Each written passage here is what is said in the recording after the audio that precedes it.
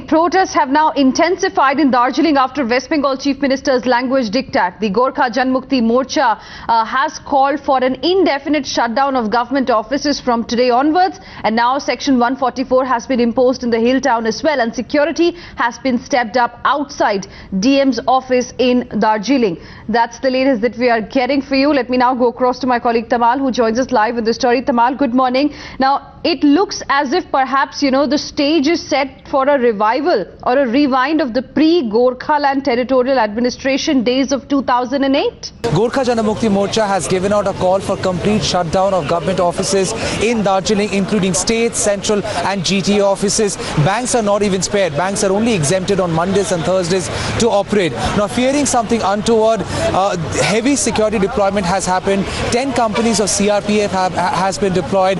You have 6 columns of army that has been called in. You also have State Reserve Battalion which have been called in. Bimal Gurung has given out this call. Bimal Gurung has also said that Nepali and English are the only 2 languages that would be allowed in the hill of Darjeeling, and no other languages would be entertained. So in a way, they are trying to create that sense of division as something that Mamata Banerjee is strongly trying to counter. To give you a sense of the ground, we are outside DM's office.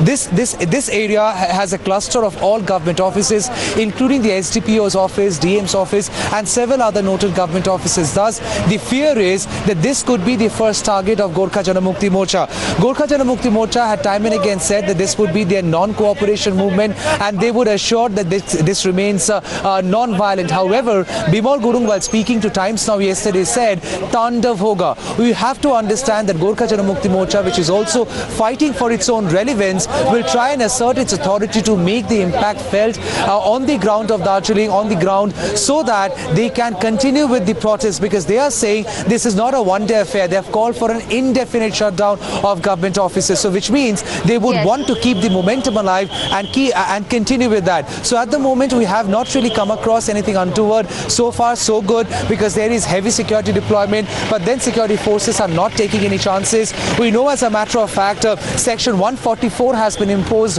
across all government, around all government offices, which essentially means that no protest would be allowed outside those government offices, just to ensure there is nothing untoward.